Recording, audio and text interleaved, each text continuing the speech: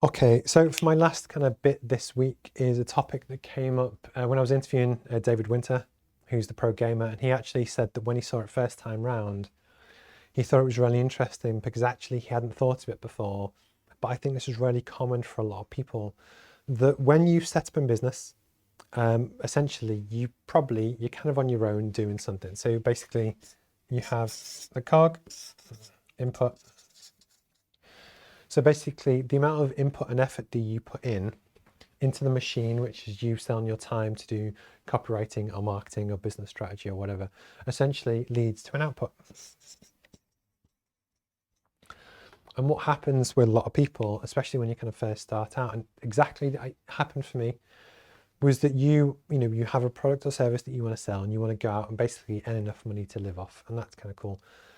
But one of the issues that you have is that, certainly the longer you go to actually operate and trade and that kind of thing, it can be quite difficult that for me, and I won't comment because everyone else has different kind of situations and stuff. I like to know that every week or every day I'm building some inertia that actually tomorrow I won't have to work quite as hard as I did today and the next day, but I'm going to explain why that's important. And what I want to do almost with this kind of segment is just plant that little seed with you, just so you almost start to think about actually, how could I apply that? How could I do that? Because I promise it'll make a really big difference to kind of help just how you think about business maybe. And this is especially true for any business owner, anyone, but it kind of works. So for freelancers, where you basically sell your time for money, which is cool. When you start to build a brand or a business, it's slightly different.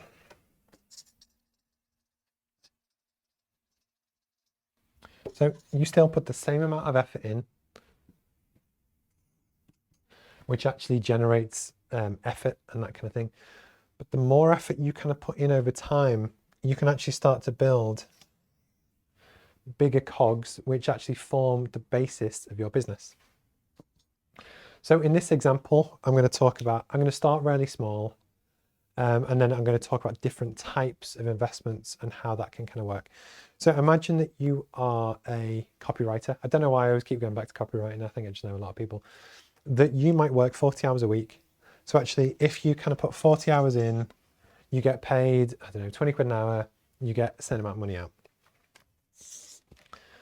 As a business owner, one of the things to start to consider, but this is also true at brands and different things, you might put the same 40 hours in, but actually if you can start to build a mechanism, a machine, and I'm going to talk about different things that you kind of can do, what you can then do is multiply your effort. So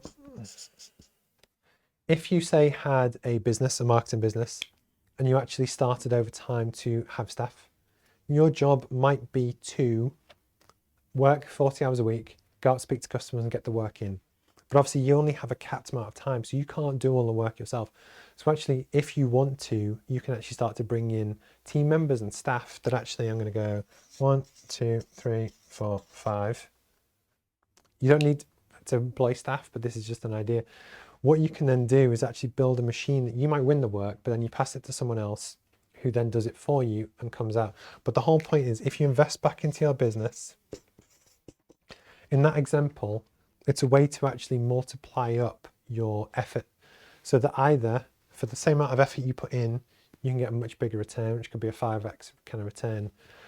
And actually it's ways and things that you can do over time to kind of do that.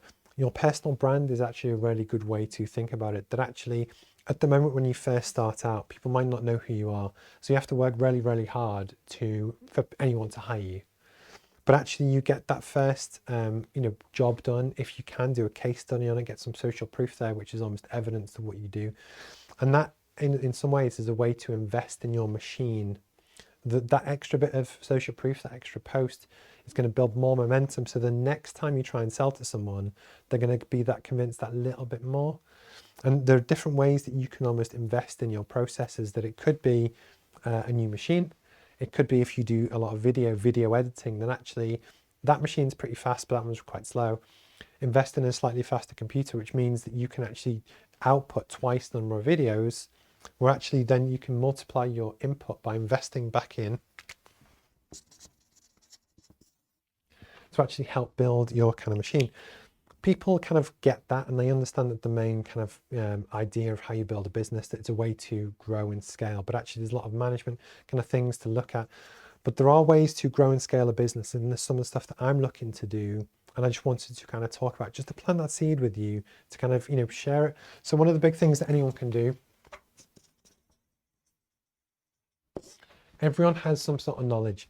So no matter what your skill set or background is, you can start to build inertia in your brand or your entire business. So actually, when I kind of wrote this, it didn't happen overnight, but actually, hopefully it has value to people. But it's a way to scale this, that now I've actually done the hard work to create something that in theory I could sell 1,000,000 times, but I've done the hard bit to create the studio, create the audio equipment, the service, the product, that actually now I'm creating a much bigger machine that will generate a much greater output for my effort than I could ever have done if I was just on my own. And one example of that is actually, as a management consultant, if I go and do sales pitches in person one-to-one, in theory per hour, I could probably do one. Maybe on the phone, I could do maybe 5 if I kind of speak to people. If I learn to live stream, I can hit 20,000 people through the same amount of effort in what you kind of do. And the idea is it's just ways to actually kind of think about how you can add value to gradually build something. And this, again, could be a huge machine or it could be a tiny machine, but just adding a little bit of work and effort on your business gradually builds this over time, and it will keep building. And actually that'll hopefully give you great kind of fulfillment in what you're doing, that actually you feel like you're making progress. That yes, you still want to earn money and do stuff to kind of survive, but the feeling of kind of doing that is, arguably the bigger difference between building a business that essentially for a lot of people, they want to exit. Essentially, if you're a freelancer and you exit, essentially, as soon as you stop putting effort in, the machine stops. You arguably don't get anything out. If you can build a business and a brand that operates eventually without you, and again, some of the people on the course were kind of working this through, you can actually exit for a lot of money if that's something that you want to do based on the machine you kind of build. One of the things as a personal kind of point of view is you need to really know what the dream is before you start. And this happens a lot, and this happens to a lot of people, is that you could say want to build a business that generates a lot of money and you don't really care what it is as long as you kind of get paid. One of the issues, and this could be, say, a recruitment consultant, you might put in a ton of effort, build a business, build a team, but actually without you, the business doesn't work. It's your knowledge. You have to keep, there's a high turnover of staff. And basically what a lot happens with a lot of people is that they build a business and it's like a hamster wheel. It's going really fast and actually they might be doing quite well from it, but they're trapped and they can't escape because they're crucial to the business. So for instance, what I'm trying to do with the roadmap, and ironically I do enjoy it, so I don't want to exit, but the idea is it's build a machine that in theory multiplies the effort and will help me kind of get the output and the end result that I want, but without having to increase my risk or my inertia in a negative way. And a way that I kind of do that is that, for instance, when I first set up and I had version 1 of the course, I originally wrote it on, basically it was Microsoft Word, I output it as a PDF and it was fine. I just sent it to people and it kind of worked. Then when I kind of did the proper version 1, actually had the book made, I put a hell of a lot of time and effort into creating the book. I did all the layout on InDesign myself, and then actually created the product, sent it to people and got the feedback. And that was really good to kind of help launch the product. But what was interesting was that then when I started to generate cash, I could either exit the cash and spend it on stuff, or I can reinvest the cash to build a bigger, better machine. And how and what I chose to do was actually to invest in my brand. So all the stuff that you can see on the book, on the website, on the course, everything cost money, but actually you only have to spend it once. So although I went to a company that are very good, but also quite expensive, that was quite cash intensive for the end of year 1. But in year 2, and realistically for probably the next 5 years, that's money that I don't have to spend again. So what I'm then doing is building the business, building the brand, but without it like handcuffing me in, that I'm not trapped to it, if that makes sense. Some of the other stuff that I'm doing is to do with, I give away a lot of free courses and it's about Trustpilot reviews, that kind of thing.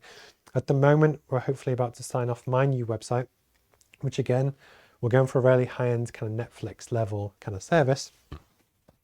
And it was expensive, but again, I'm building the machine that I'm not tied into, that actually in theory online, we could give access to stuff 24 hours a day with really good user experience, which is really kind of good price, and it's a really good service. But I'm not having to work harder to get more output. And it's just the mindset about actually there are things that you can do, and this is true for Charlotte's business or my business or Mike's or whoever's. There are always things that we can do to increase our output and what we get from our business if we want to, but the trick is to know what you want. So for instance, for me, I joke with people that I would love to work 4 days a month. I would do my streams, do my classroom sessions, travel the world and kind of speak to people and speak at conferences. And that's, I want to be a British kind of Simon Sinek. That's what I really kind of want to do with the world. And yeah, I don't want to be doing, crazy hour weeks every week for the next 50 years. So I'm purposely building a machine which will hopefully allow me to pay for everything I want to do, but without killing me, if that makes sense.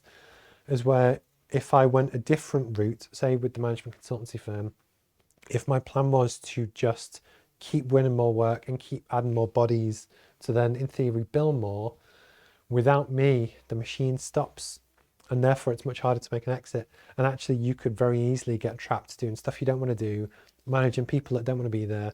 You've got employment problems, and then you're not really living the life that you want. But you can control that based on actually knowing what it is that you want to achieve. And then we build the business to help you do that, as opposed to just building any business, which might make money, but will never actually give you what you want. And it was just something that I wanted to kind of talk about. And then the other thing which I will kind of mention is about planting seeds.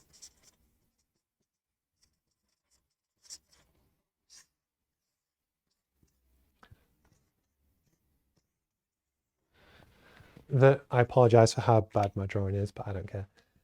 What's also really important is to know what your goal is. It was on the previous piece of paper.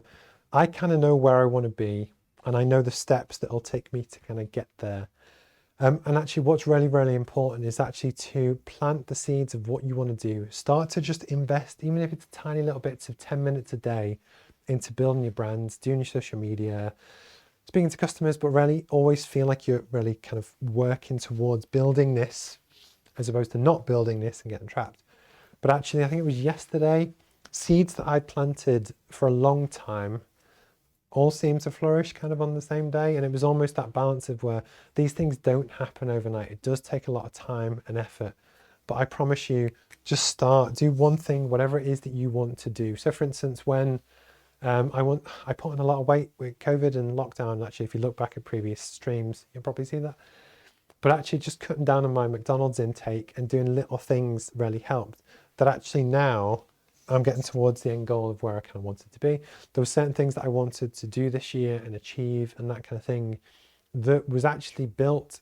I did all the hard work last year, which is this, but actually it is kind of starting to come to fruition. And I guess it's just making a point that although it does take a long time to actually build a brand and build a business in a way that will build you what you want, I promise you, if you do kind of put the time and effort in and you stick at it, that kind of thing, and hopefully if you've got the roadmap to do it, it might help, but it does kind of pay off in time.